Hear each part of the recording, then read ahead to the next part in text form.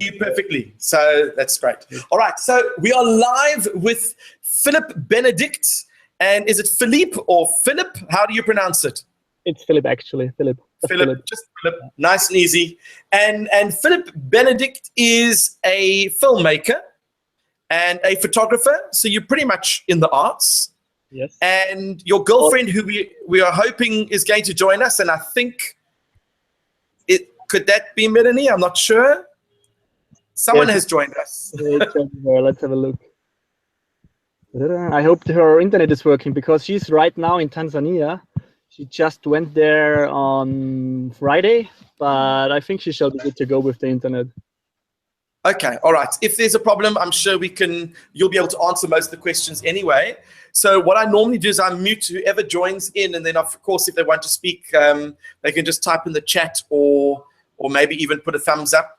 But the first thing I want to say is that you're obviously a filmmaker and a photographer, and you're in the arts.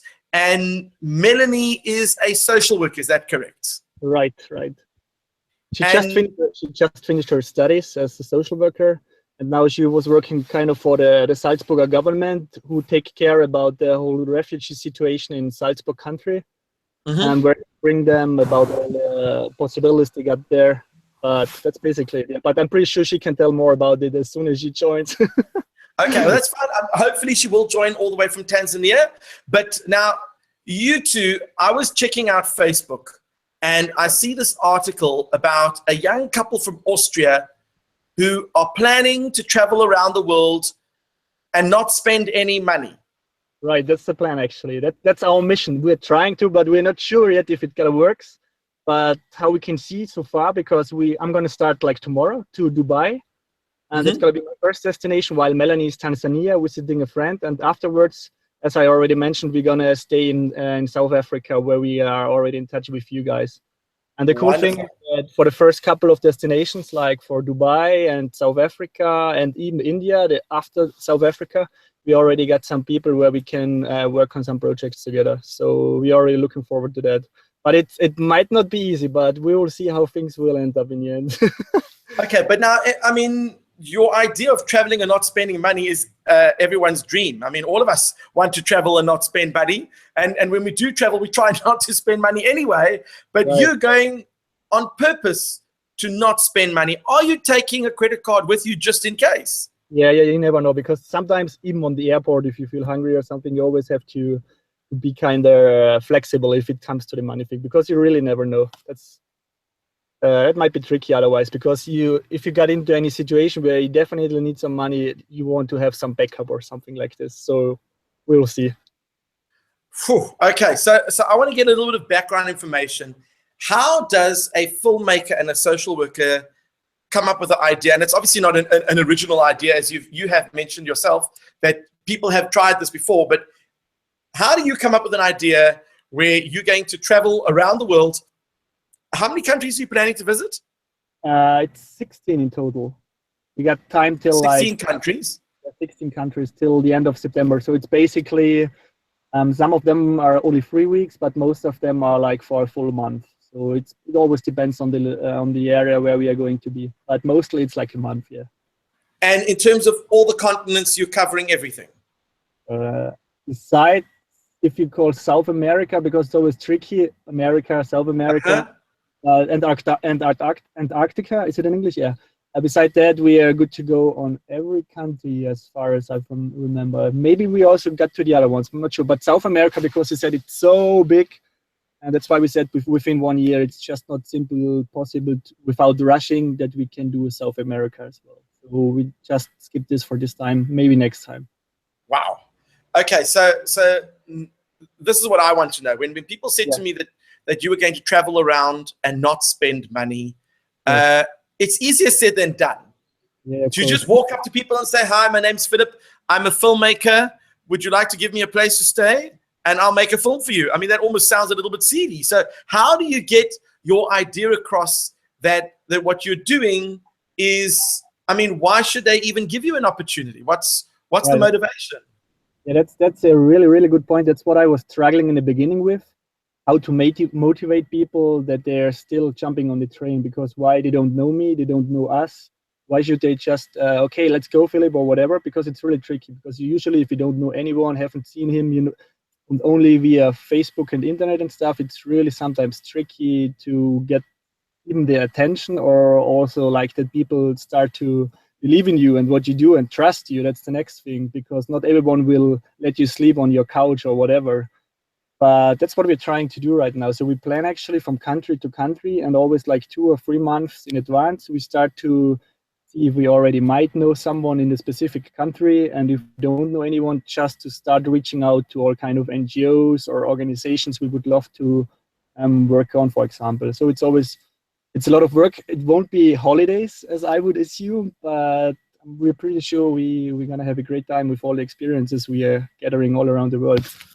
Fingers crossed. You never know. And of course, yeah.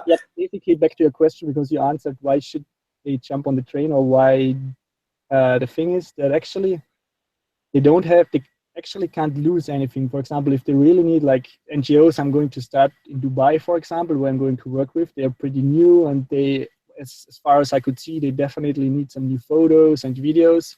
And I'm just here to help. I mean, if there's no outcome at all, they are still at where they started, for example. But I'm pretty sure I can help out with them, because, for example, Melanie afterwards, she's really good in social work, so she got this person-to-person thing, and I'm with the photos and all the ideas I bring with my previous expectations. So I'm pretty sure we can find anything for everyone. Hopefully, who are we going to work with?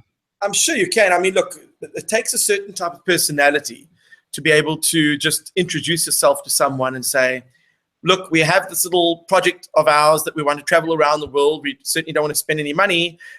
Is there any way that we can help you, and then maybe you can help us?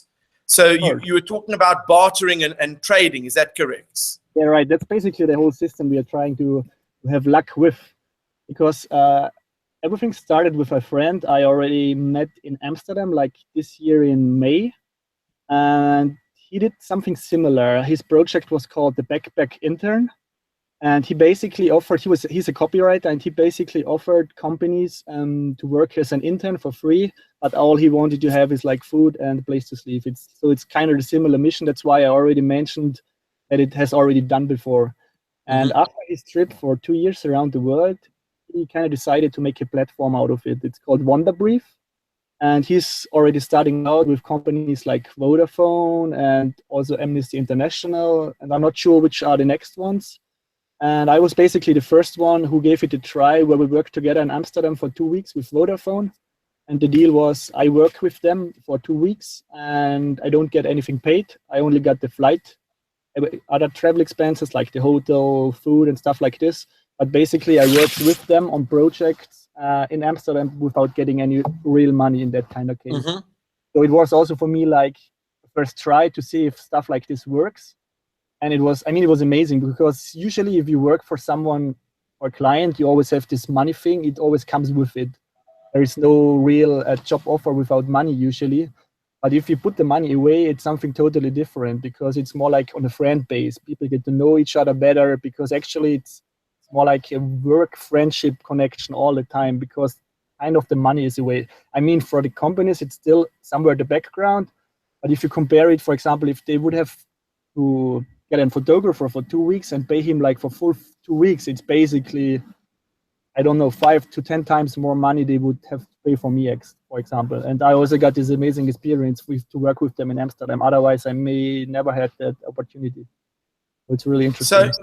So you tested it out, and obviously it does work. So you come home and say, Melanie, I've got an exciting idea. We are going to travel around the world. And Melanie goes, yes, I've always wanted to do it. And you say, and we're not going to spend a cent. And she goes, what are you talking about? Whose idea was it in the first place? Actually, it was because Melanie just finished like 2 years ago her studies, and it was just perfect timing, because we always wanted to travel the world, and Melanie always had that things in her head and her mind. And then my friend came up with this Wonderbrief and this Backpack Intern, and then we also decided, why not just give it a try and see where we end up and stuff like this. But just one thing, because you mentioned Melanie, she just said that she can't connect for whatever reason. She's having issues with the link, because she's writing WhatsApp. Okay, but she can watch it live on livingmaths.com if she can stream it live, and then she can also hear the conversation. If she wants to send messages through to you, then you can always just relay that from her. Yeah, okay, that's pretty strange. Maybe I just copy her the link again. You just sent me, like, I'm not sure, but did you send to both of us the last link? Just want to check out. Okay, you just have to send this link WhatsApp again. of this conversation that we're having now, and then that should work. All right, so hopefully we might have Melanie join us all the way in Tanzania. But so obviously the timing was right. Everything seemed to be working. You have this idea. Your friend has done this little project, and it worked quite nicely. Yes. But I mean, you know that this is going to be a challenge. It's not always going to be easy. You're going to get to places where maybe language is an issue. There could be cultural issues where maybe they don't want you staying together. Maybe they don't want. They're not allowed to offer you a place to stay because, from a cost point of view. So what sort of problems are you anticipating when you get to certain countries? Yeah, that's like you mentioned before with getting a place to sleep. I had this problem in Dubai where I got in touch with this organization, or this, I would call it NGO. They are called Wings for Angels, and their goal is to make Dubai and the whole Emirate area more wheelchair friendly. And they just started out because they got this issue with her sister. She had an accident and is in a wheelchair right now, and she's facing real problems in Dubai to get from A to B. That's why they started. And the problem was that they wanted me to work with them to get on photos and videos for their new website, but they couldn't figure out a way to give me a place to sleep, like it was mentioning on my website, because actually we kind of have to stick to that basic rules, because otherwise there is no way we would have just even managed to go the whole trip throughout the world. So I just tried to reach out to some other friends I got in Dubai. I already met like a couple of years ago, and that was my second try to get at least a place to stay. And I was quite lucky that another friend offered me his couch, so I'm still good to go in that kind of case. But as you said, there might be situations, for example, Nepal, for example, might be tricky, where there might not just be opportunity to somewhere sleep. And in that kind of cases, we need to see how we going to arrange things to still do the whole thing without money. Maybe get in touch with a hostel and offer them some photos for free and stuff like this. To maybe start, beside the social work we would love to do around the world, maybe start like a second side project to at least get the opportunity to somewhere sleep. And in the worst case, it might help if I know someone in Nepal, which I do, and I was hoping that maybe he might even join in on the interview while we are here. So what I'll do is, let's hear all the countries that you're going to, and let's see if we know anyone in those countries that maybe we can connect you with. And maybe if anyone else is out there and watching, maybe they know people that they can connect you with, because we would love for you to experience, obviously, a great trip and have many memories. But you do realize that, unfortunately, you're going to fall in love with Cape Town, and you're probably going to want to stop there and not go anywhere else. Yeah, I could still come back afterwards. You never know. What I heard from my friends so far, Cape Town will be an amazing place to spend some time with, I'm pretty sure.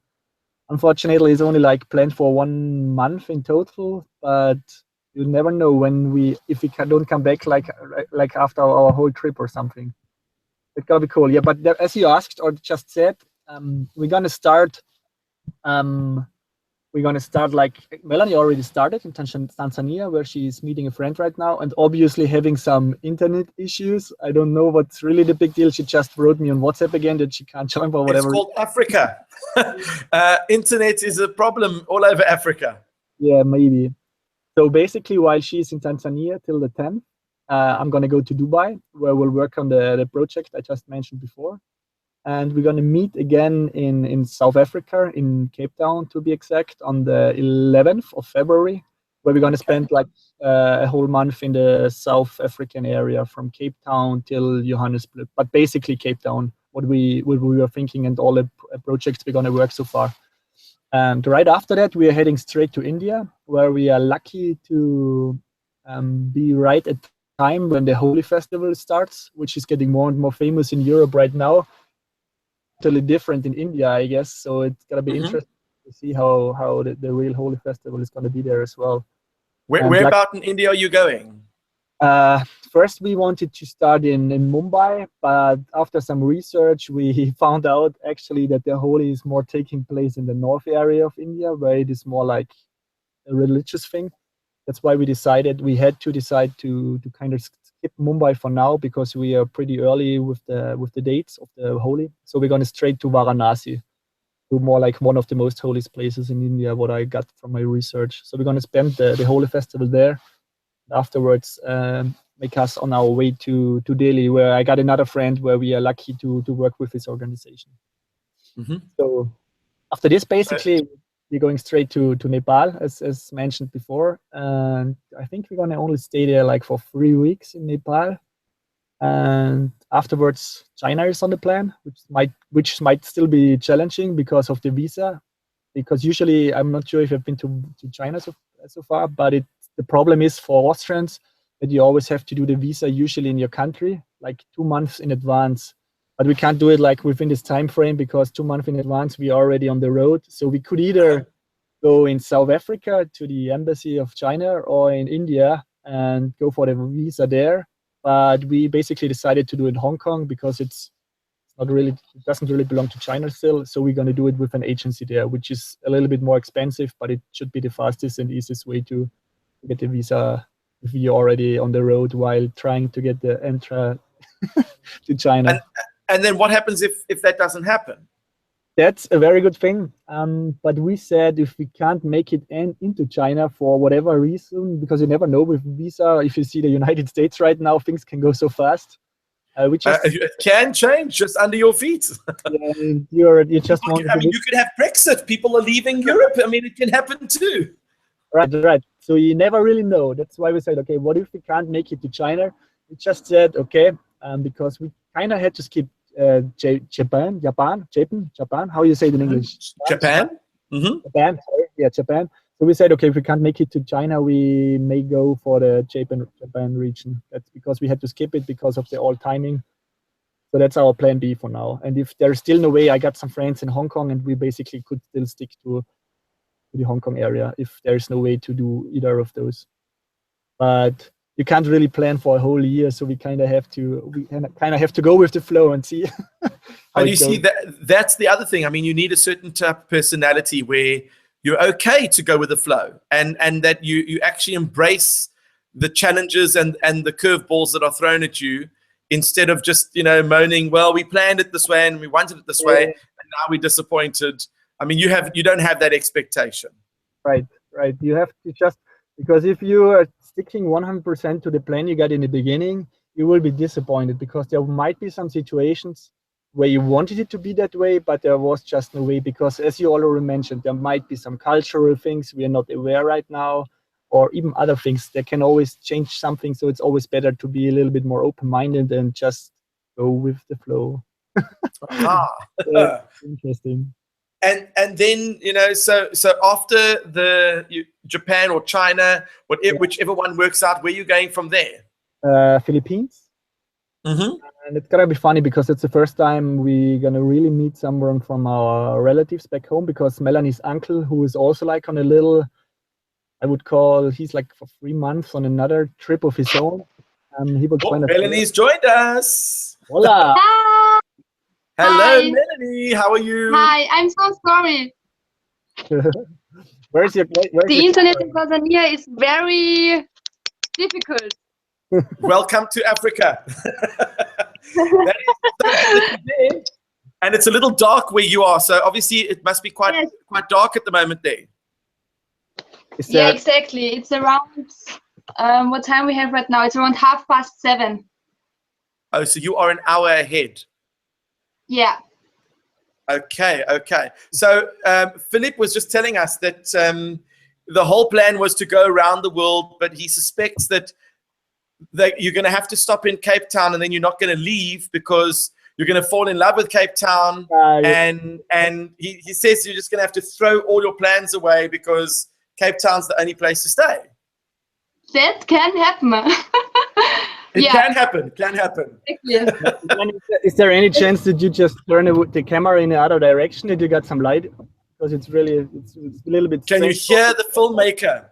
You have a filmmaker there who's, there we go. Look at that. He knows his stuff. I think there was just a window Now in I'm in the light. so the camera didn't know how to handle a light situation. That is so cool. So now you've traveled all the way to the Philippines, and you're going to meet Melanie's uncle. Yeah, that's the plan. And then what happens after that? After the Philippines, we're gonna go to Australia and New Zealand. And the cool thing about after New Zealand, because we're on our way to Hawaii, that we kind of have to stop in Fiji because there's a stopover.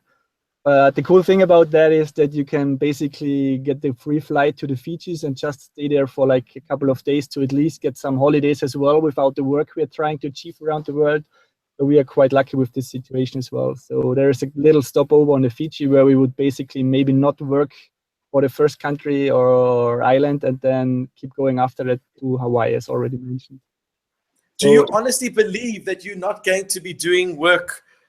I mean, do you think you're going to be working all the time? I mean, if you came to Cape Town, the first thing you will learn is that we work very hard until about 3 o'clock in the afternoon on a Friday, and then you go.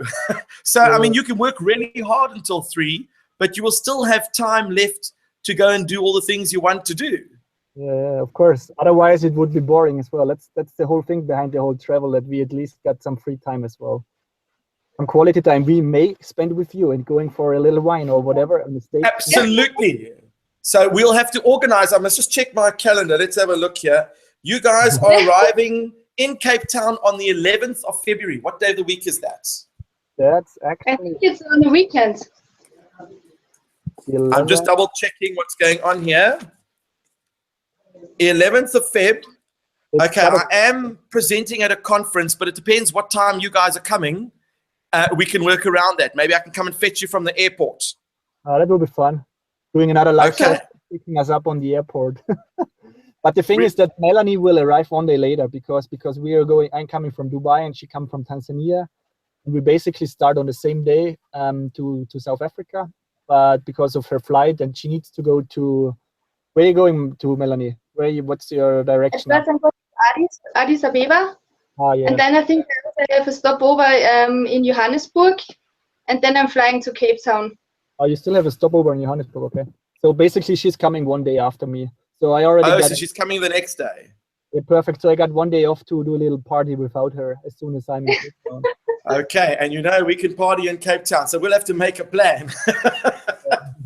That is so cool. And then once you stopped in Fiji, then what happens after that? Right after that, we go to Hawaii if we are still allowed to enter the United States of America, because you never really know how things will. They're going to have to do very strict interviews. You know, the kind with the rubber gloves. You've got to be very careful. It's gonna be fun. Just make sure you got your camera. Just always take your camera, film everything. Yeah, that's a GoPro the whole time, every time. That's gonna be cool. Yeah, but hopefully we can enter the United States. So we're gonna spend like full 90 days. We're allowed to with the visa. Like 1 month in Hawaii, then 1 month on the east side and 1 on the west side. And afterwards we go to Canada, and from Canada via Iceland. That's another stopover where we actually don't really have to pay for the stopover like in Fiji. And via Iceland back to Europe afterwards on the 22nd December 2017, if everything works out. Okay, so it really is pretty much, let's say, 11 months travel. Yeah, kind of. Yeah. And I mean, there are a lot of challenges. What does your family have to say about all of this? That's always the most tricky situation. You have to say goodbye with the family members. Like I had, like today, I was supposed to see my father like tomorrow, the last time after his work, and when he brings me to the train on my way to the airport. But he kind of had to go like super last minute on a business trip today, so I only saw him like 5 minutes and had to say goodbye for like almost a year because it was actually planned to have some family time tonight and see him tomorrow again when he brings me to the train. But he was a little bit in a rush. He came home to this today and had just to get some stuff together and had to immediately go on a business trip pretty fast. So I only saw him like 5 minutes and had to say goodbye for the next couple of months. It's quite tricky always, but the good thing about our generation right now is that you are not really ever alone. You can always get in touch with your family pretty easy right now with all the social media. Like like this Google Hangout, for example, WhatsApp, Skype. It's getting so much easier. I think it's more tricky to not always be in touch with your family members back home, because otherwise you don't have to tell anything afterwards if they already know everything immediately. Absolutely. And if you're keeping a blog and you updating your blog or you updating your Facebook page, then you don't have to phone every single person. They already know what you've been doing that day. Yeah. Right, that's the same, yeah. And Melanie, what about your family? What do they have to say? Sorry? What does your family have to say? What do they think about this whole idea of you leaving for a whole year? Yeah, for me it was very emotional, really. Like, I'm also a woman. I had to say goodbye to my grandmother and to my mother. And for me it was very emotional. But now I'm here in Tanzania and now everything is okay. They know that I'm fine, that I'm having a good time, and so they are also lucky. But it's somehow strange that you have to say goodbye for 1 year. Like, okay, goodbye, we see us in 1 year. It's somehow. I mean, it really is a huge undertaking. You know, if you're going on a holiday somewhere, you know, you plan to go on a year's trip and you've worked out your hotels and all those things, it's one thing. But it can be very stressful when you don't know where you're going to stay the very next night or whether you're going to even have a meal the very next day. Are you guys equipped to handle that kind of stress? We kind of have That's a good question. We're gonna see life on the road, how things are really going to happen. But yeah, like we already said, it's of course it will be tough in some situations, and we have to decide whether we go with our credit cards or if we try to find another way to make things happen. But that's why we basically should be well prepared, but still go with the flow if things don't happen the way we expect. Yeah, and I think this is the hard part. I mean, when it comes to any relationship, it's about communication. So if you're going to go through difficult times together and you're going to make it difficult for one or the other, then that's just going to make it far worse. So you both have to work as a team to try and overcome the problems. Yes. And of course, Melanie is a social worker. So she will solve the problems when it comes to you moaning about the fact that you're not going to have somewhere to stay, and she'll be the one who consoles you. And then she screams at you because you didn't organize a place to stay.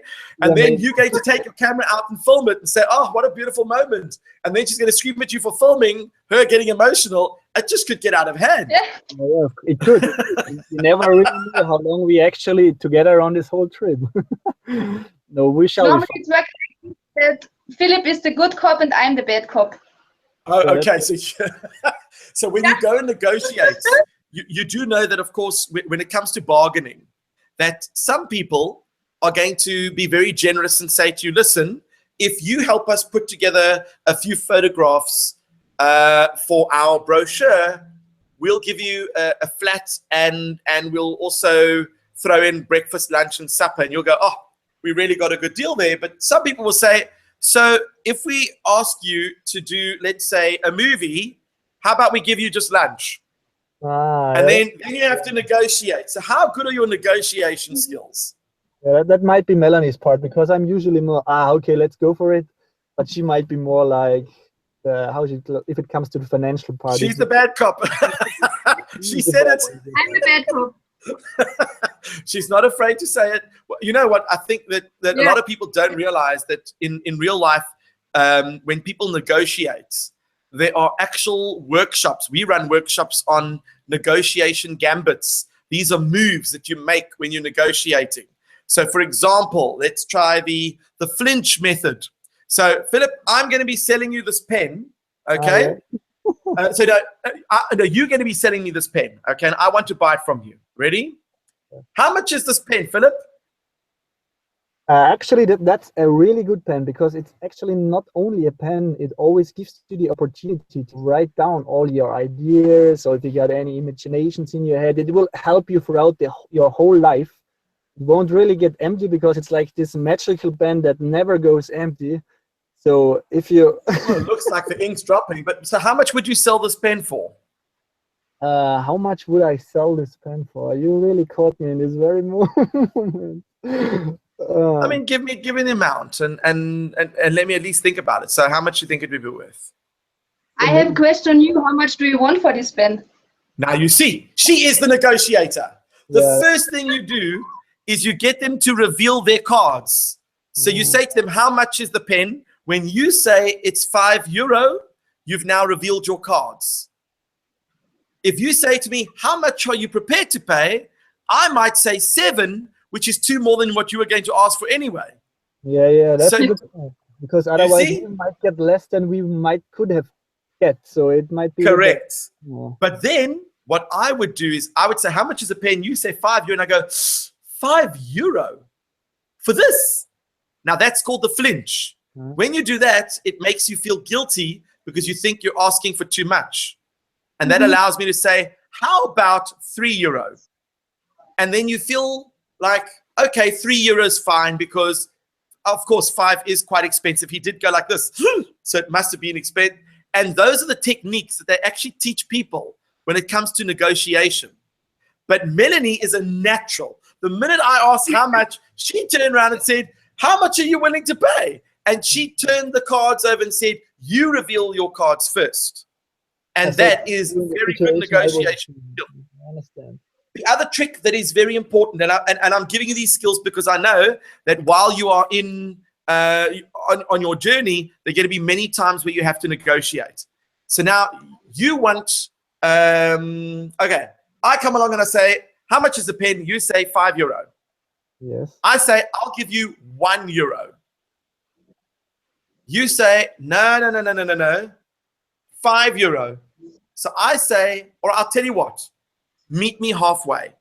I've offered you 1, you've offered me 5. Let's go 350. And then you say, okay. But what you don't realize is I just got you down from 5 to 350. Yeah, You think that by meeting me halfway, that we both are actually getting the same deal, but no. actually I got you from 5 to 350. Yeah. I won. Yeah. So That's every true, now and yeah. again, you throw a lower price, and then you say to them, meet me halfway. Mhm. And then when you get the lower price in between your ridiculous first start and the actual price, then you still score the discount anyway. Yeah, so to be safe, I just start with double the price I want to have.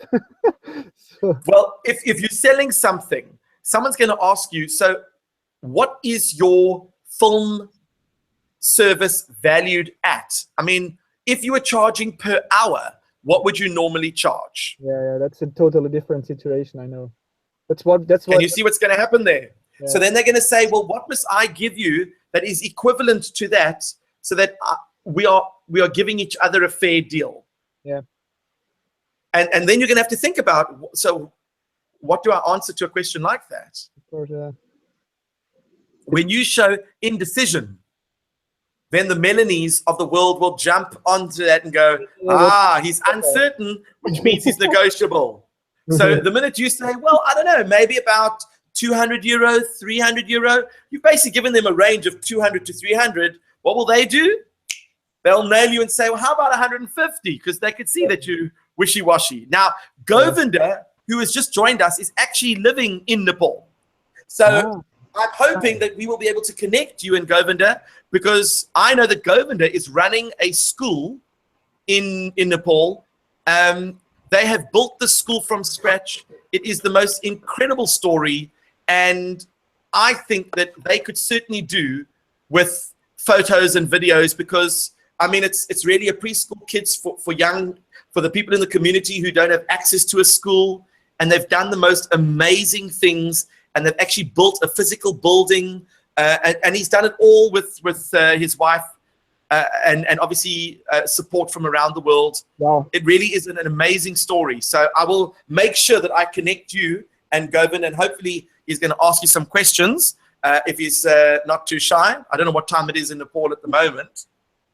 But so now packing for a trip like this. Yes. This must be very difficult because the plane has requirements, 20 kgs Yeah, that's the most for your bag, Yeah. and 7 kgs for your hand luggage, and you are going to be carrying camera equipment. So that's already your entire bag taken up. Right.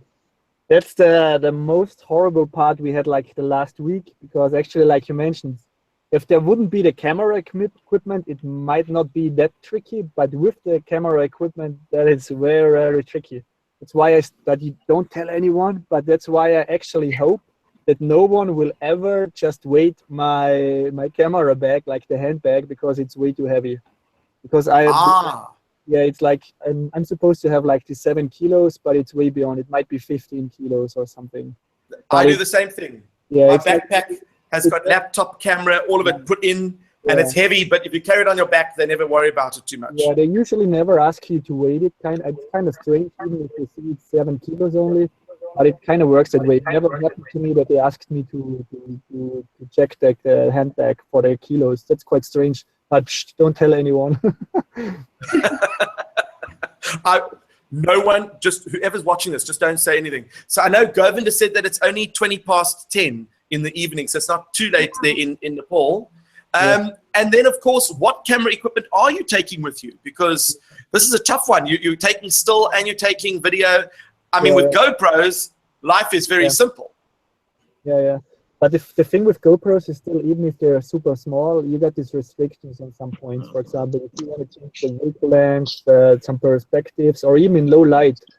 Like if you can see on Melanie right now, it might be the same situation with the GoPro, where it just on like low light situations. That's why I basically, and it works for me pretty good, like on projects I did with Caritas, where we went to Lebanon or to Cairo, for example, where I kind of had to do both, like the video and photos. I still prefer like a DSLR, like the Canon 5D, for example. Those are not super best, high expensive cinema cameras, but if you know how to use them, you can still get a really, really good quality out of those cameras, and they are perfectly for still and videography. So it's really amazing. I mean, even like for the first Dr. House, do you know Dr. House, the TV series? Yes. Yeah, they used one of those cameras as a second camera when they came out, when things were pretty new. So if you know how to do the proper light, it's basically not always about the equipment itself. It's more about putting everything together, like proper light situation. Like if you can see at Melanie right now, she might not have a bad camera, but it's just because of the light situation. It's pretty hard to even see her. We always have with power here in Tanzania, so. And of course, when you get to some of the places, you might find that filmmaking is one thing, and perhaps social work is another. But what they really need is someone to help them put solar lighting in their place, and you might be able just to connect people up. So you might go to a company that does solar and take them. If I do a movie about your company helping out this particular charity, then you win, they win, and we all win. Perfect. That's basically what we want to achieve, a win-win situation for everyone. Having a good time, and that they got something they didn't have before they met us, for example. It's always about giving and getting from others, even if it's not money-wise. As long as we can help out with our expertise, me as a photographer and filmmaker, and Melanie from the social part, that's actually that's what the main rule, our mission is about, to just give something from our expertise to others and maybe get something back. Even if we don't get something back, that might be just fine for us. It's just about the experience as well. Now, here comes the contentious issue. Yeah. My wife is a social worker. So, Melanie, I hate to tell you this, but social workers, it's probably not the job you're going to retire with if you're looking to retire with millions, because unfortunately, it's a calling. It's not a profession that makes you many euros. But here's the question: when you're going to offer social work as a skill in exchange, the question is, how much money or what are you expecting in return? Whereas Philippe comes along and says, I can make a movie and take stills, and people go, oh, well, we'll pay for that because that's quite valuable. Do you feel that maybe there's a chance that what you have to offer, people might not see the same value, despite the fact that you're saving their lives and bringing back mental stability and everything else? They're more concerned about a photo that will look good in the brochure. How does that make you feel? That's a problem about social work, because nobody sees the value.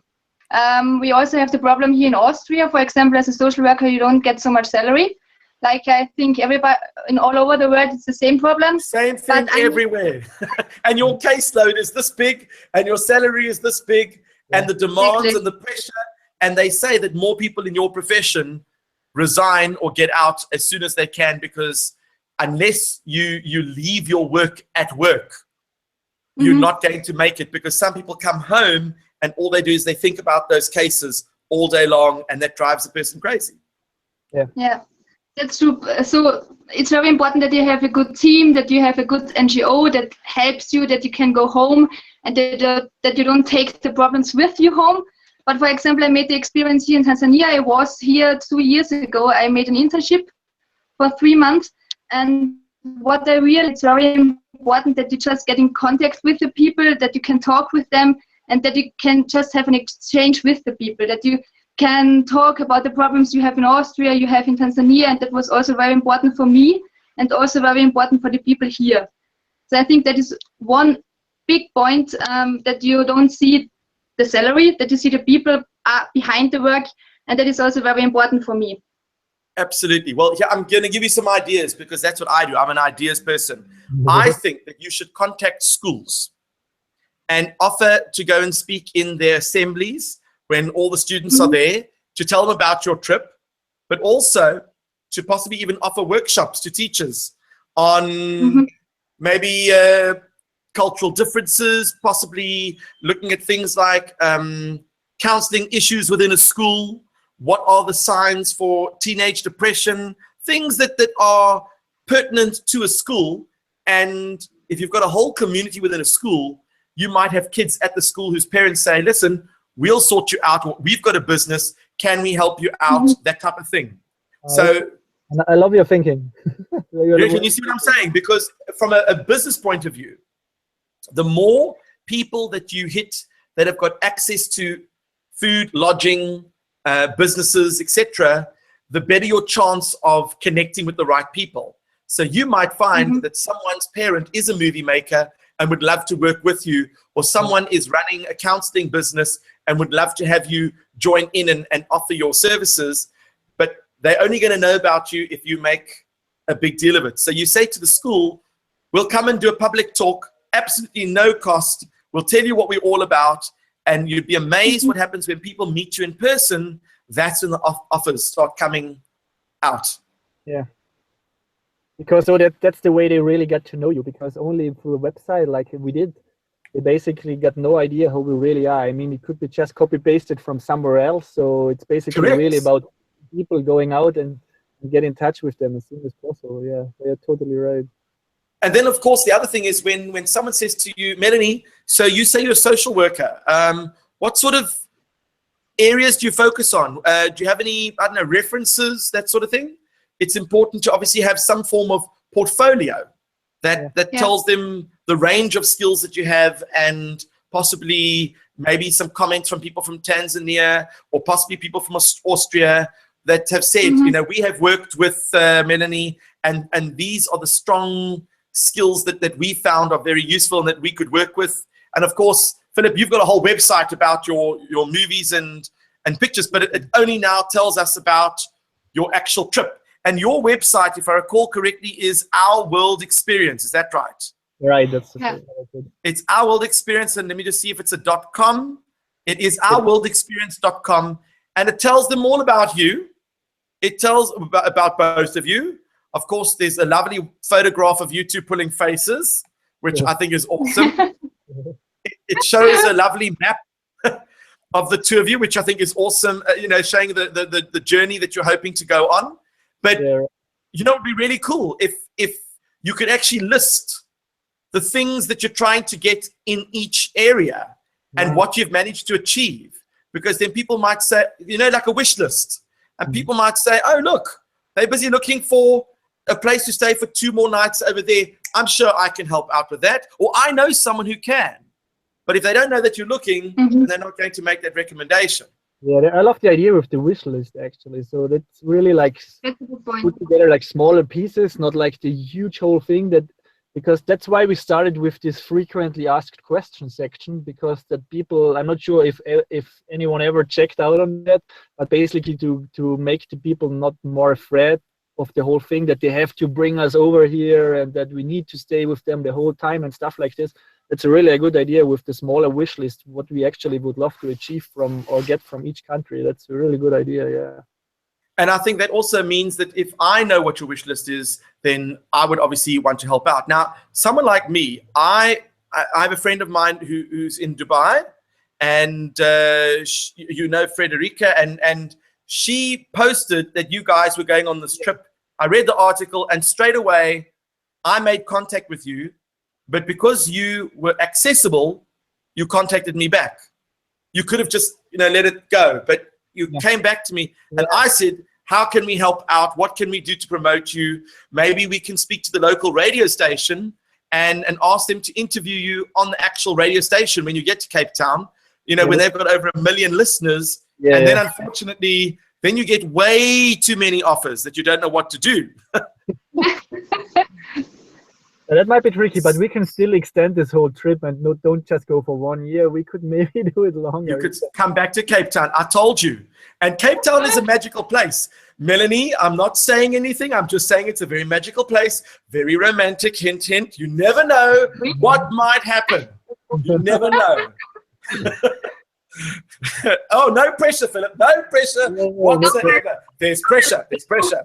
Especially in that kind of time where every one of my friends get married and get kids, so no pressure at all. Exactly, no pressure. And you know what? You could even make a film. I mean, there are so many nice places to propose in Cape Town. I mean, the options are endless, and I'm happy to stand there with a video camera. Melanie doesn't mind. It's okay. We've got a connection going already. I really like you. I already see you guys having fun in Cape Town. I told you we were going to give you a tough time. So now, the other thing that I want to know is, of course, you're going to document everything that you're going to do. And then what are you going to do with all that information? Actually, we talked a lot about that, how we're going to use all those informations.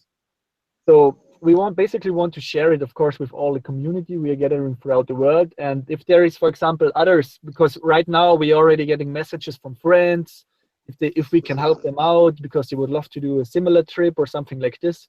Basically, it's really important for us that we kind of provide informations afterwards that people are that they can still work with him. For example, that we also list the organizations we worked with, or like, for example, like maybe the people know about you and the contacts and all the possibilities you gave us. So it's more like an open book, not only for us, how we made it finally throughout the world without spending money, but also for others to help them make something similar. It's basically really about sharing the information and everything we could gather throughout the trip, not only for us, but basically for everyone out there.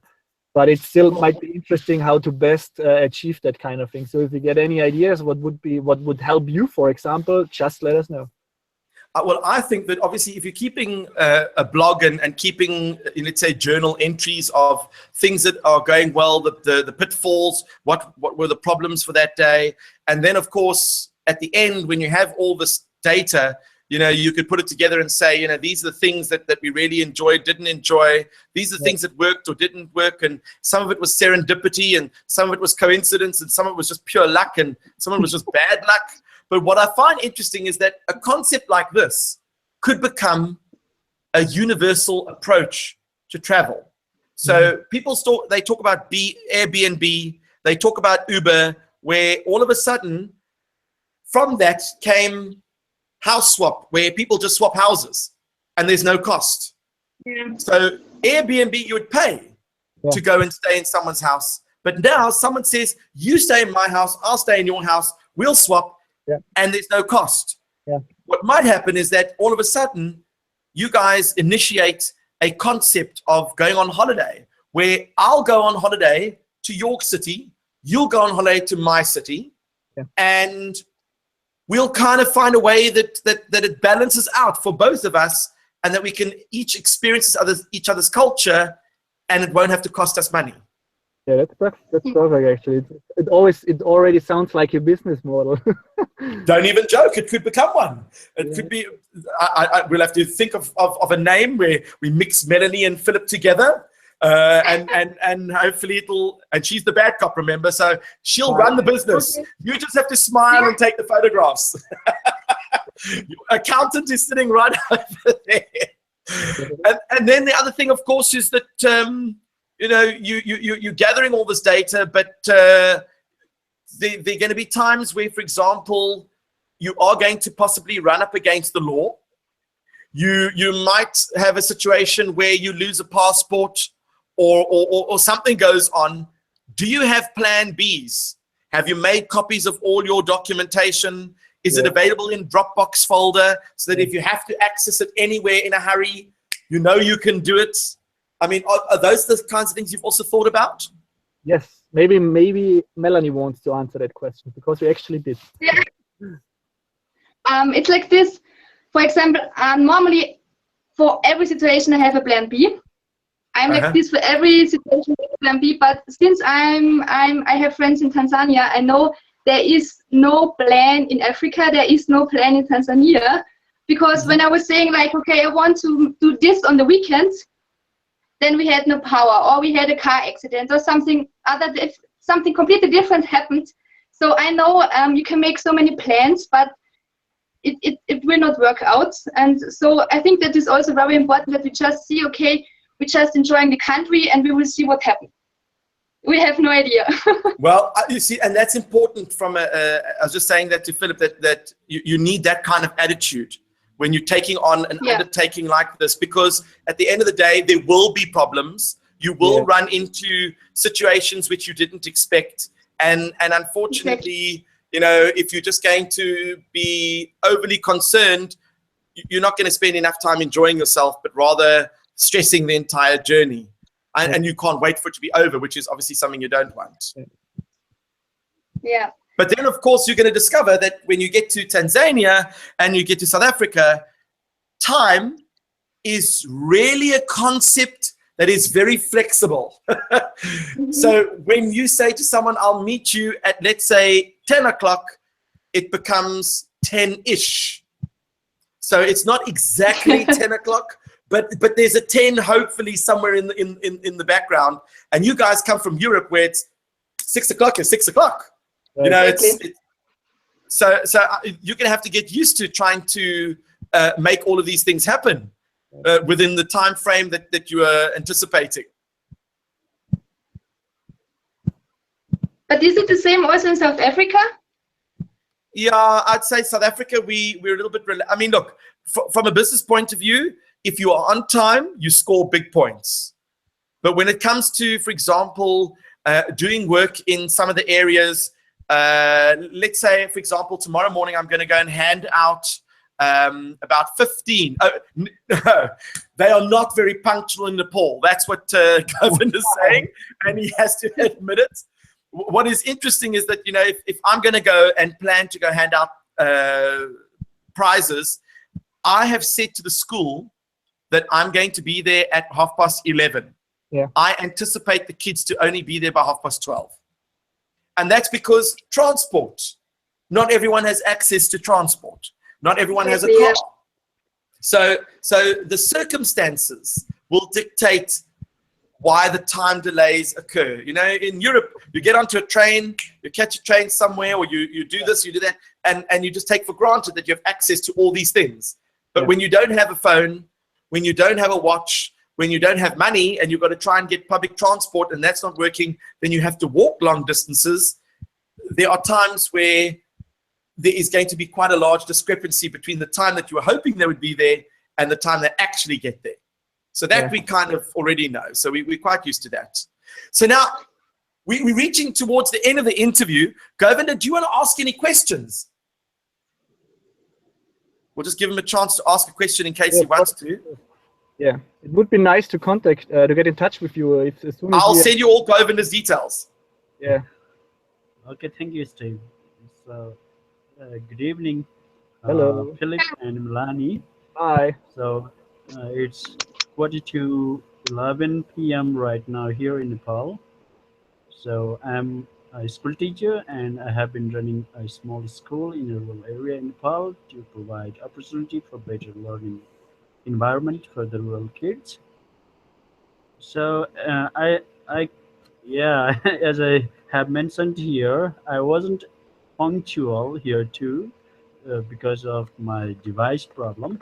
No problem. It's just like culture in Nepal, you know, I should admit it. So that means couldn't be on time here, so I missed the first part of your interview. So, which countries are you traveling? What is your plan of visiting various countries? So, I would like to know: are you willing to visit Asian countries? Yeah, a lot of them. And, okay. So, Yeah. do you have In fact, plan to Governor, visit he's Nepal? going to be visiting Nepal. Oh, that's wonderful. Yeah, we're gonna we're Uh, gonna we're gonna go to Kathmandu right after Delhi in India. when will it be around? It's gonna be on the 5th of April. We're gonna stay there for 3 weeks in Kathmandu area. I see. So my school is based far from Kathmandu Valley actually. So it's uh, a 1 hour flight from Kathmandu and then 3 hours bus ride. I think you can't make it. Anyway, I would love to visit you in Kathmandu. I'll try my best to stay in touch, and I'll try to arrange my time to visit Kathmandu when you are here. That sounds I'll set up the connection because Yeah, I mean, Governor obviously knows people in Kathmandu. And yeah, what is definitely. interesting is that when Governor was saying, it's a 1 hour flight and then a 3 hour bus ride, that's the one thing you will discover, that when you're traveling to certain countries, and I'm sure you sit in Tanzania as well, that nothing is a simple case of getting in your car and just driving 45 minutes and then you're there. I mean, sometimes you get in a bus and travel for 6 hours So when just to get into a I village. go when I go to Kathmandu by bus, actually, I don't take flights. I go by bus. okay.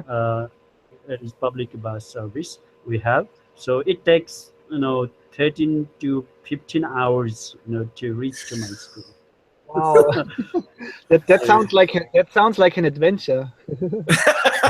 Is this the same kind of bus that they put a cow on the roof, Governor? Yeah. Do they put yeah, we bicycles have, and cows yeah. on the roof and sheep? But now the government has prohibited that, but it's still in the festival time and peak time seasons. So when people have to go back to their homes from Kathmandu for some religious occasions, and they cannot prohibit it because we don't have enough bus facilities. In certain So you literally can have a sheep strapped to the roof. Yeah, we have to do that sometimes. It is quite adventurous, and I think dangerous sometimes. It'll be definitely be that's the one thing that I think is so appealing about the travel, that you get to literally see cultures that sometimes will completely open your eyes. When in Cape Town, we are very fortunate that you've got urban and then you've got rural all within 15 minutes of each other. So you can go from driving in what looks like a first world city to a very rural area where they are selling sheep and chickens on the side of the road that people will take home for dinner. So the juxtaposition of the two is quite an eye-opener. And tourists, when they come here, they love to go into the townships and go look at, for example, how a family of 5 people could possibly live in a 1-bedroom shack. It's just, the ingenuity, the creativity that goes on there is amazing, and a filmmaker's dream to film. But of course, Melanie, a social worker's nightmare, because if you had to hear all the horror stories of how these families get by, I mean, it's heartbreaking. So you guys will be very busy here in Cape Town. Don't worry, it'll be mixed emotion and plenty of that. But that's what So, the whole adventure is all about. That's a good thing. Completely. So now I'm afraid we've actually come to the end of the interview. And as you'll notice, I don't read off cards. We just have a chat. And there's so much more I'd love to ask you. But I know that you guys are coming down to Cape Town. So what I think we might do is maybe we will have a session where we can have people come and actually meet you one night at one of the schools. We can have an evening where the school audience can come along and the kids can meet you and ask you questions. And then, of course, hopefully some offers will be put out in front of you that you might find appealing, because we would love you to stay in Cape Town longer, obviously. And and I think that at the end of the day, if you think about this journey that you're going to be embarking on, what would you say? I mean, what sort of advice would you give others who are now even thinking about something like this? I mean, I know you haven't done it yet, and you're probably thinking, Yeah. are we absolutely insane? But your tickets have been bought. So you have to fly at those dates. But the rest of the stuff, anything can happen. Is that correct? Yeah, that's true. But I would say to the people, just do it, really. Just do Still it. there? Just book the flights and just do it, because everybody at home is also saying, oh my God, I also want to do the same. I also want to go abroad to meet other people, to meet other cultures. And I would definitely just say, just do it, really. Don't wait too long. Don't always find an excuse not to do it. I mean, even if you don't have money, that's actually the whole point behind this idea we had. Just give it a try. Even if it doesn't work out, maybe bring some small savings with you, just in case that you at least got some backup. But if you're willing to do something, just go for it. Like as Melanie already said, but you need to be willing maybe to go with the flow and just get the situation how it is, and don't overthink too much. Just go with it and give it a try, and you will see where you end up. That's usually where all the adventures start. But because if everything is planned and everything is perfect, there will never be like the perfect timing to go on a trip like this, because I need to finish studying, I need to get my work done, whatever. If you start like this, you will never go on a trip. So basically, if you want to, just don't wait. You never really know what's going to happen tomorrow and stuff like this. So just go. As Melanie said, I can't put it into any better words. It's really go with the heart and go crazy. All right. Well, on that particular note, I'd like to thank you both so much for your inspirational approach to travel and your crazy adventure. I am certainly looking forward to meeting you both in person. I think I'm more excited that you chose Cape Town as a destination. And of course, while you're here in Cape Town, we will see if we can pull some strings for you and make Cape Town a little bit nicer than all the other places, so that you've got a special place to come back to. Not that the other places aren't nice. Govinder will tell you that Nepal's very nice. They've got a big mountain. We've got a flat one. So, we just have to negotiate on what all the benefits are. But I think that what you guys are doing is very brave. And it certainly is going to be a challenge. But I take it from your personalities that you're definitely up for the challenge. And I think that that's very, very exciting. Right. And I mean, you guys haven't seen each other for how long now? It's not so long. It's a long time. we saw each other every day for a couple of years. No, so we. But you've been apart for how long? I mean, have you only left a week ago or a few days ago? It was Friday. On Friday, she left. Oh, okay. So it's not like anything major. You're not like 3 months away. All right. So then, it's basically. But then the fun and games begin in about almost 11 days' time. That's when all the fun and games begin. Yeah, right. Exactly. Awesome. Well, we're very excited that Cape Town is Cape Town the first port? It is. It's the first. It's beside me in Dubai. It's actually really the first one we're gonna be together. Yeah, where our world really starts. Yeah.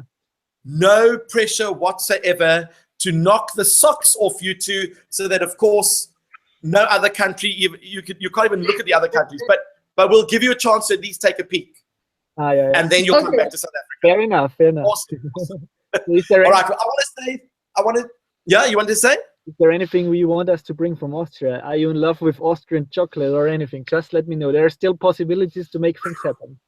I've got very good friends who live in Austria. In fact, the one, she grew up in the same place that you grew up in. What's it called? The town that you meant? Sorry? The part in South Austria, in Kärnten? Yeah, she grew up there, and she said she even knew a Maria Benedikt, but I don't think you knew the Maria Benedikt. I'm sure there might be other Benedikt. You never know. Maybe I got a sibling somewhere I don't know about, or I don't know. That could be a whole new interview. All right. Well, thank you guys so much. What I'm going to do is I'm going to end the broadcast now, but we wish you all the best of luck.